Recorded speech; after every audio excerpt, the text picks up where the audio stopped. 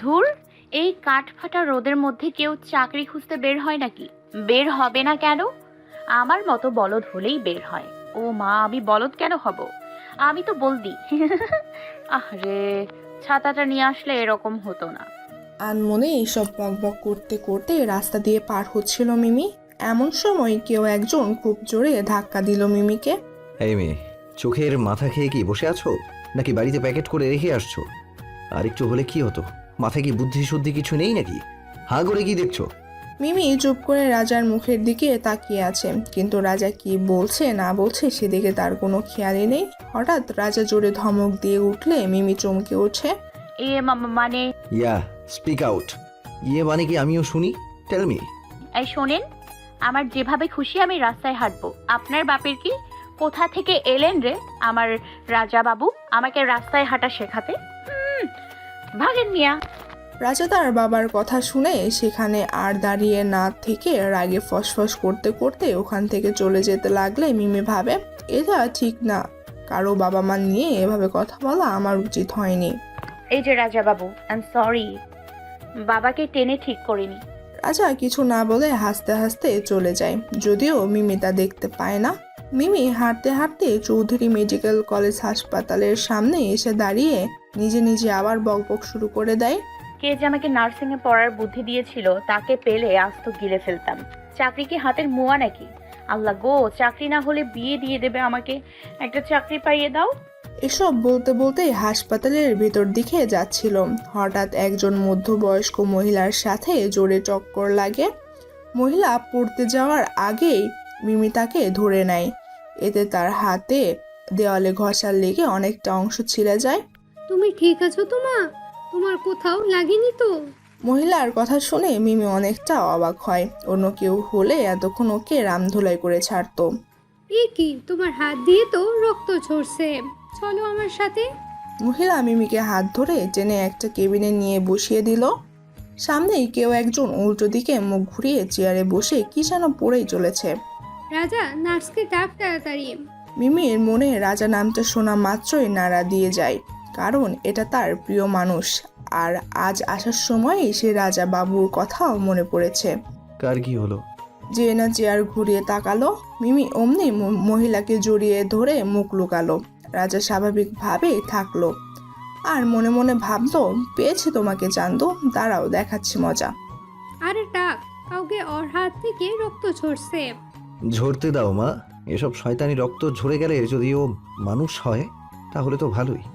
রাজার মা কিছু বলতে যাবে, তার আগে মিমি রাজার সামনে থেকে একটা নোটবুক নিয়ে ওর গায়ে ছুঁড়ে মারতে চায়। রাজা, তুই ওকে চিনিস? নো মম, যাকে তাকে চেনার কোনো ইচ্ছে বা সময় কোনোটাই নেই আমার। ও, তার মানে এটা আপনার ছেলে। রাক্ষস একটা, লাগবে না আমার ট্রিটমেন্ট। আমি ঠিক আছি। এই কথা বলেই কেবিন থেকে বাইরে বের হয়ে আসলো। হঠাৎ কেউ পেছন থেকে হাতটা শক্ত করে টেনে ধরলো। কে রে? পিছন ঘুরে দেখে একটা বোরকা পরা মেয়ে, শুধু মুখ দেখা যাচ্ছে, বাকি সব হাত পায়ে মোজা পরা। কে তুমি? আমি মানুষ। কেন, মানুষ মনে হয় না? আমি কখন সেটা বললাম? তোমাকে ভিতরে ডাকছে, চলো। না, যাব না। বড়লোক বলে যা খুশি করবে নাকি? গরিব বলে কি সম্মান নেই নাকি? মেয়েটি মিমির কথায় পাত্তা না দিয়ে টেনে কেবিনে নিয়ে চলে গেল। এই যে নিয়ে এসেছি পিচ্চিকে। মিমি মেয়েটি মুখে পিচ্চি শুনে রেগে ওর দিকে তাকায়। এই মেয়ে, তোমাকে যেতে বলছি আমি। কেন? আপনি বলার কে? আমার ইচ্ছে হয়েছে, চলে গেছি। মানু, মেডিসিন বক্সটা নিয়ে আয় তো। ওকে, এই নাও। রাজা নিজের হাতে মিমির হাতে ওষুধ লাগিয়ে ব্যান্ডেজ করে দিল। রাজার মা শুধু চেয়ে থেকে দেখছে। আপনাদের মা ছেলের জন্য আমার চাকরি খোঁজা ভেস্তে গেল। রাজা কিছু না বলে রেগে গিয়ে ওর মায়ের দিকে তাকালে মা তাকে ইশারায় শান্ত হতে বলে।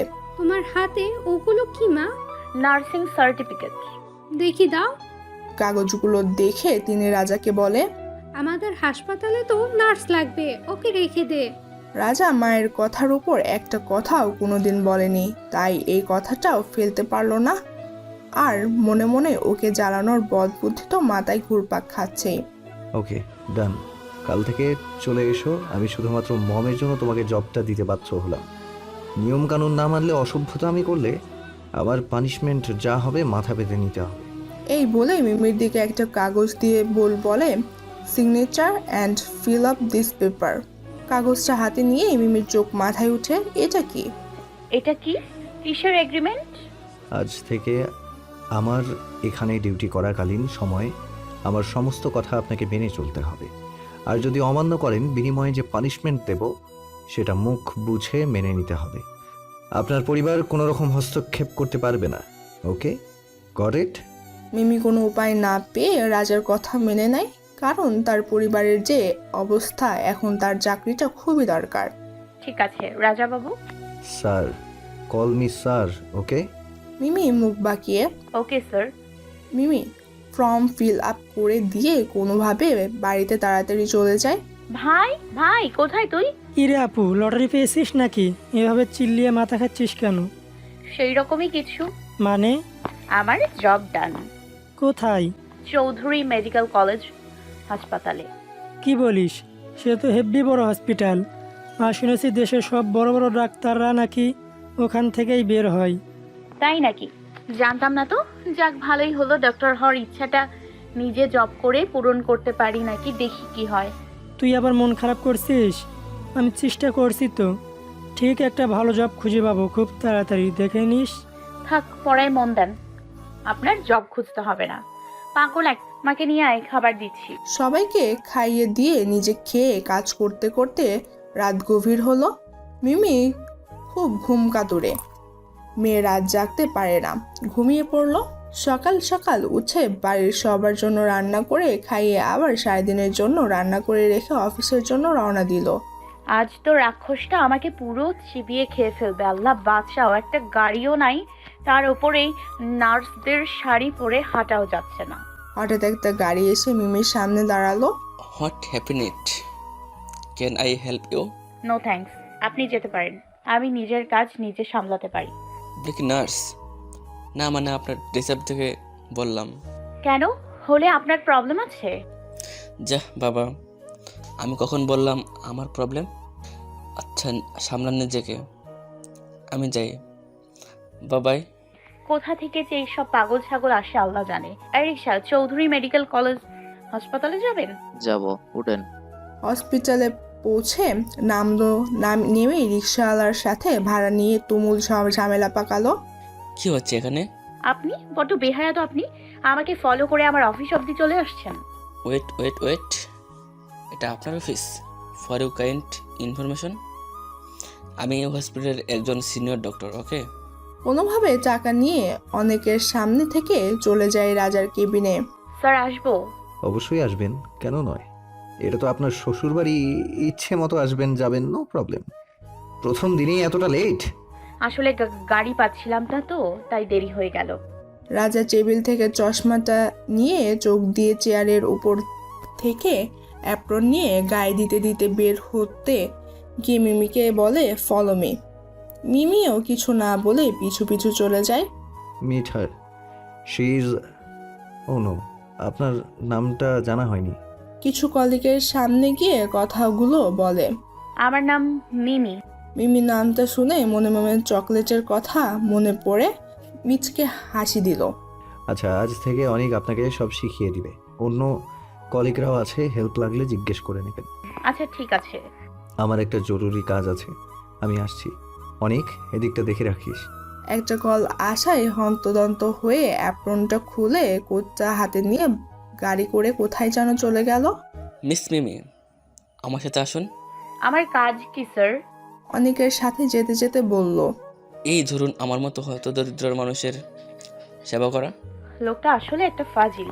কি হলো, চুপ করে গেলেন যে? আমার মতো পেশেন্ট মনে হয় আপনার ভালো লাগে নাই, তাই না? Sir you are so funny. তাই? এই যে এটা আমার কেবিন, কোনো প্রয়োজন হলে এখানে চলে আসবে। বসো। না স্যার, আমার কাজটা যদি বলতেন।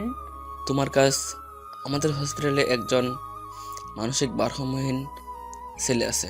ও এমনি সব কথাই ভালোই বোঝে, কিন্তু কেউ ওকে সামলাতে পারে না। কোনো মেয়ে ওর সামনে গেলেই ও খুব রিয়েক্ট করে। আমি চাই তুমি একবার ট্রাই করে দেখো। মারণের ধান্দা করছে শেষমেশ পাগলের সেবা। ও বলছিলাম কি, আমাকে যদি মারে? আমি আসি তো, চলো দেখি কি হয়। মিমি ও অনেক দুজনেই ওই ছেলের রুমে গেল। গিয়ে দেখছে সব নার্স, এরা ওর পিছনে ছুটছে আর ও সারা ঘরের জিনিস ছুঁড়ে মারছে আর পালিয়ে বেড়াচ্ছে। আ কি হলো? এ কি, রক্ত দোষে তো। সাথে সাথে রাজা হাজির। কি হচ্ছে এখানে? এ কি, আপনার মাথা ফাটলো কিভাবে? তুই ভাবিস না, আমি দেখছি।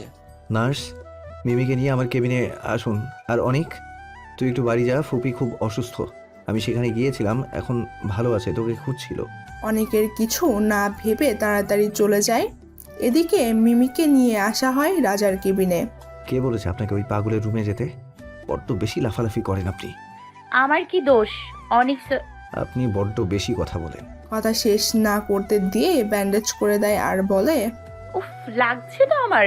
লাগুক, লাগাই দরকার আপনার। রাক্ষস একটা। কি বললেন? কই কিছু না তো। আমি শুনলাম কিছু একটা বললেন। না, এটা আপনার মনের ভুল। রাজ চৌধুরীর মনের ভুল হয় না, ওকে? আসতে পারি? তুই আবার কবে থেকে পারমিশন নেওয়া শুরু করলি? আর ফুপিকে রেখে চলে এলি যে? ডেনি আসছে আপনার পাশে, মিমি আমার সাথে, এসো। রাজার মন খারাপ হয়ে গেল। মিমিকে অন্য কেউ নিয়ে যাক বা ওকে কেউ সাথে রাখুক, সেটা রাজার একদম ভালো লাগছে না। বলছিলাম অনেকও নতুন তো, আমার সাথে থাক। আমি কিছুদিন ওকে শিখিয়ে দিই কাজ, পরে কাজে লাগবে। তুই যা। ওকে। আমি কি করব?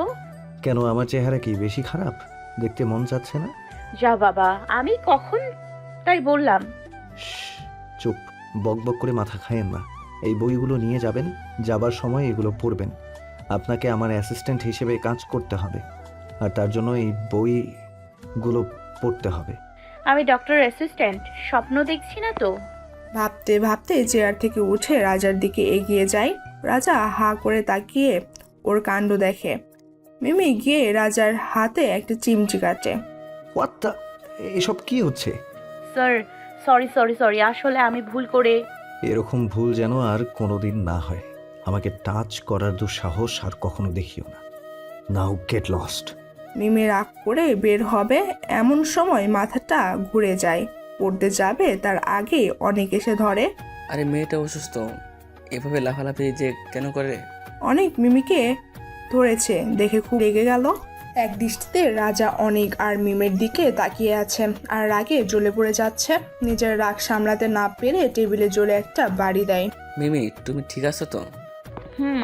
মিমি রাজার দিকে তাকিয়ে দেখে রাজার মুখটা লাল হয়ে আছে।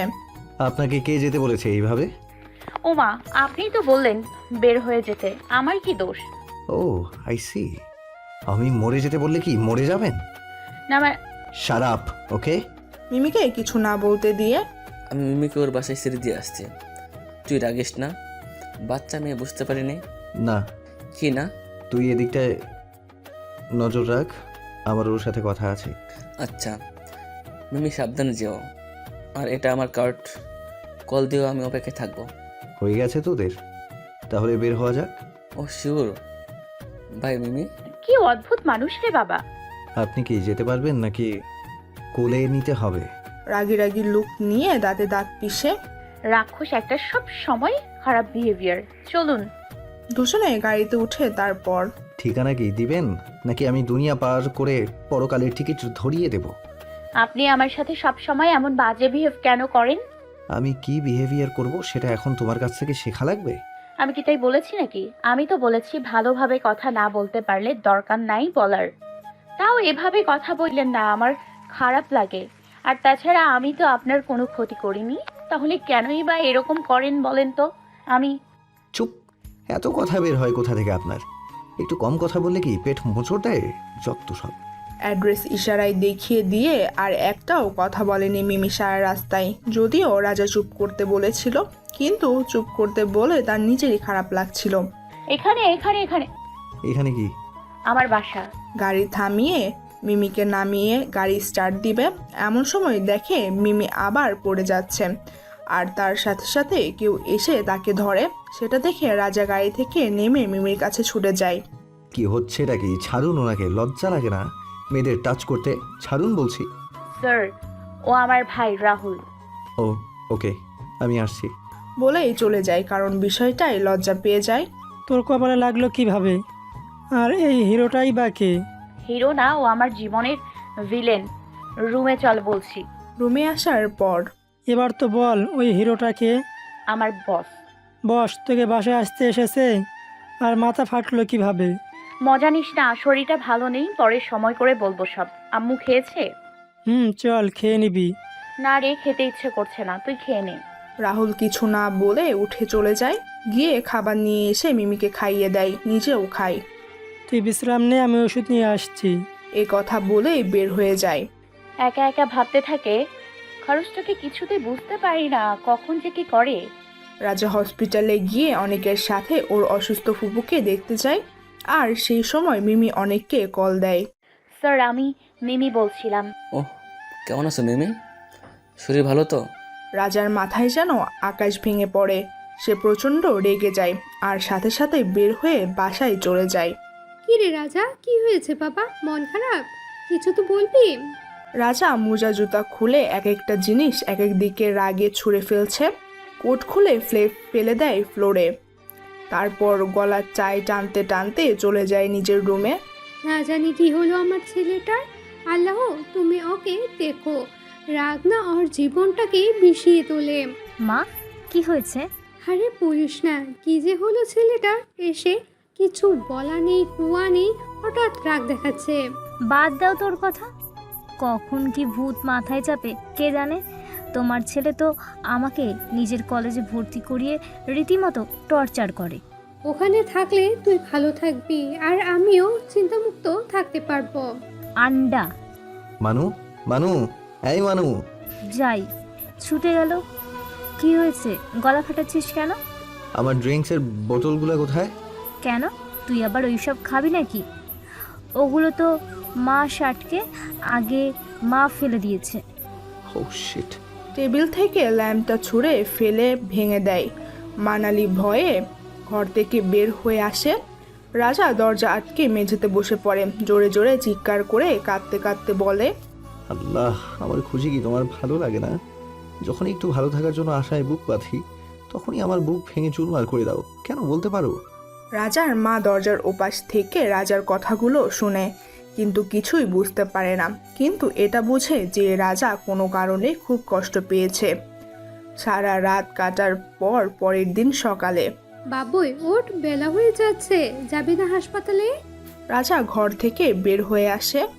না মা, অনেকে বলো ও যেন সব দেখে নেয়, আমার শরীরটা ভালো নেই। রাজার গায়ে হাত দিয়ে দেখে খুব জ্বর, আর রাজা টুলছে, চোখ মেলতে পারছে না। এই কি, খুব জ্বর এসেছে তো, চল শুয়ে থাক, আমি ওষুধ দিচ্ছি, খেয়ে নে। না মা, লাগবে না, আমি ঠিক আছি। একদম কথা না বলে তুই চুপটি করে শুয়ে থাক।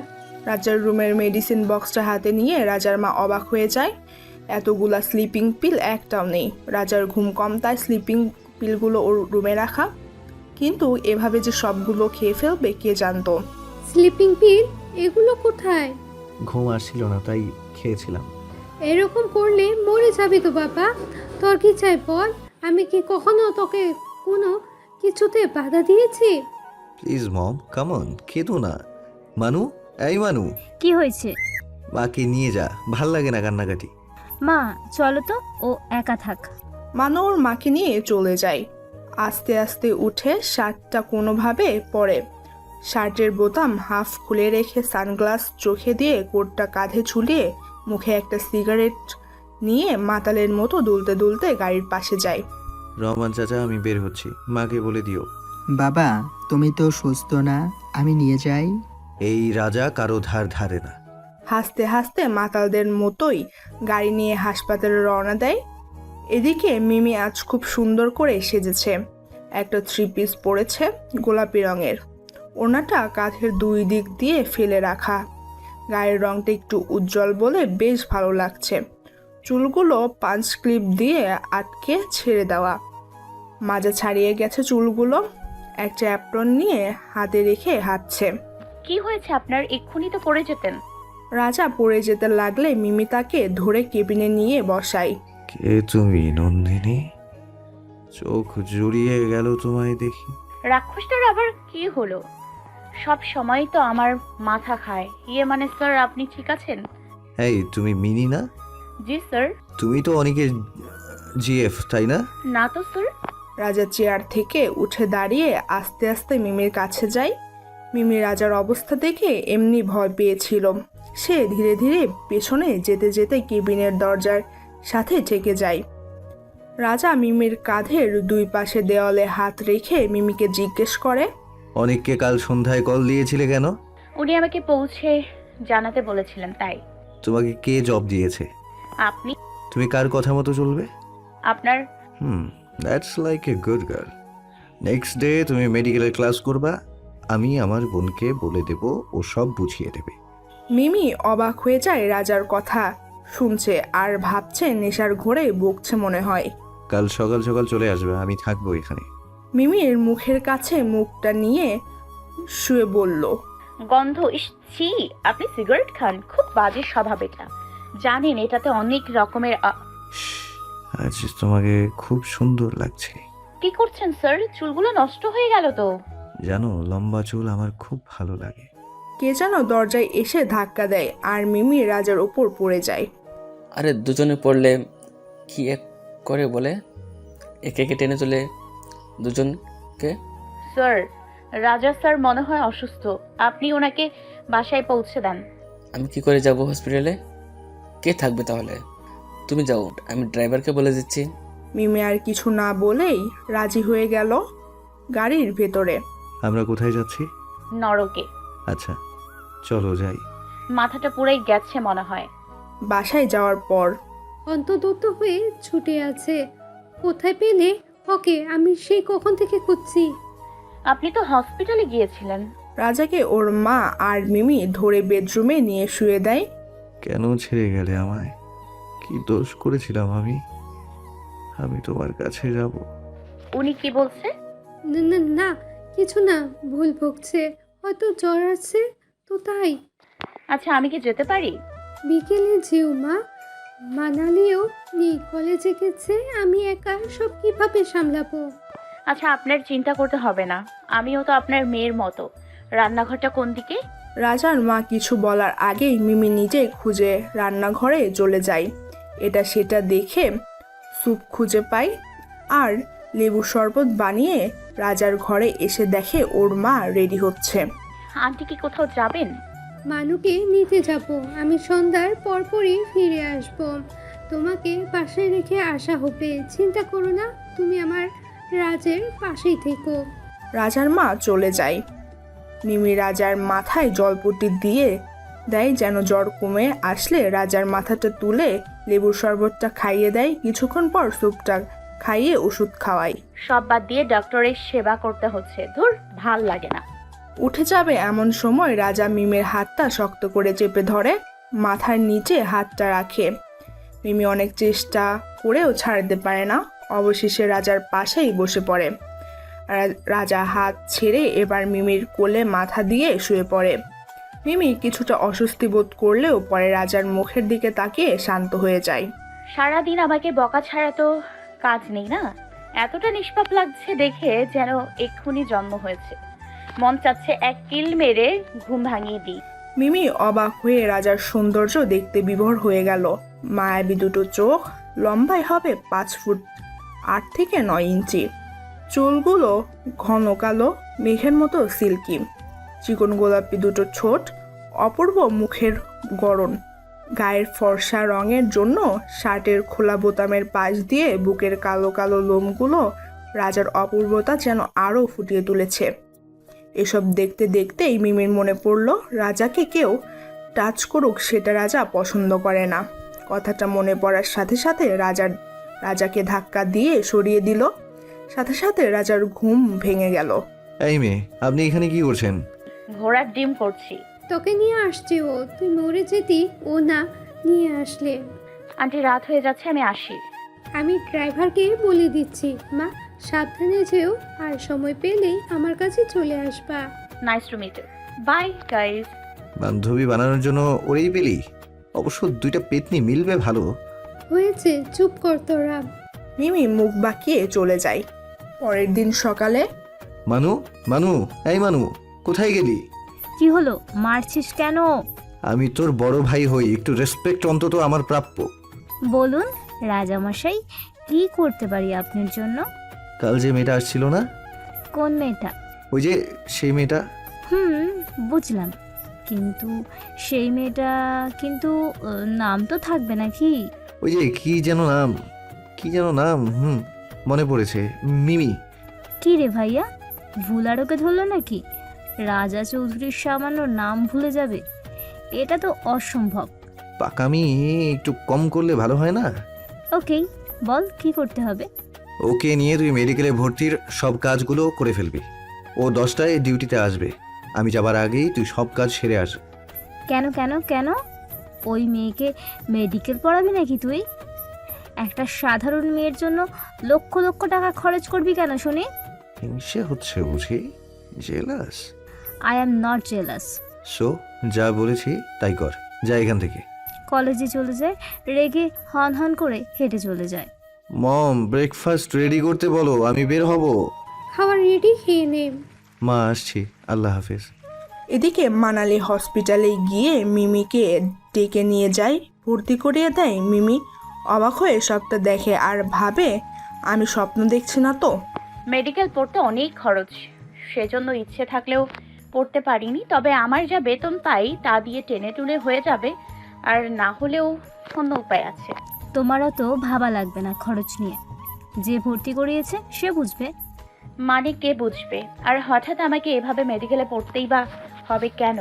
আমার এখানে কাজ করতে হলে MBBS সার্টিফিকেট লাগে, গট ইট? মমের কথাই তোমাকে জব দিয়েছি, মানে এই না যে যোগ্যতা লাগবে না। ধমকের সুরে বলেই চলে গেল। আমার কেবিনে এসো দুজনেই। কেবিনে যাওয়ার পর মানু, আজ আর ক্লাস করা লাগবে না, আমি ড্রাইভারকে বলে দিচ্ছি বাসায় চলে যা। আচ্ছা। রাজার মুখের উপর কথা বলার সাহস না পেয়ে চলে গেল। আমিও যাই স্যার, অনেক স্যার ডাকছিল। এই মেয়ে, তুমি বাংলা বোঝো না? তোমাকে আমি মেডিকেলে পড়ার জন্য ভর্তি করেছি, অনেকের পিছনে ঘুরঘুর করার জন্য নয়, ওকে? কি আমি অনেকের পেছনে ঘুরঘুর করি? অবশ্যই করো। যাক সে কথা বাদ দিলাম। কাল সকালে 10টা থেকে ক্লাস আছে, আর যে স্যারের ক্লাস উনি কিন্তু ভীষণ রাগী, তাই সময় মতো না আসলে। সেটা নিয়ে আপনাকে না ভাবলেও চলবে, রাক্ষস একটা। হোয়াট? কি বললে তুমি? রাক্ষস? How dare you!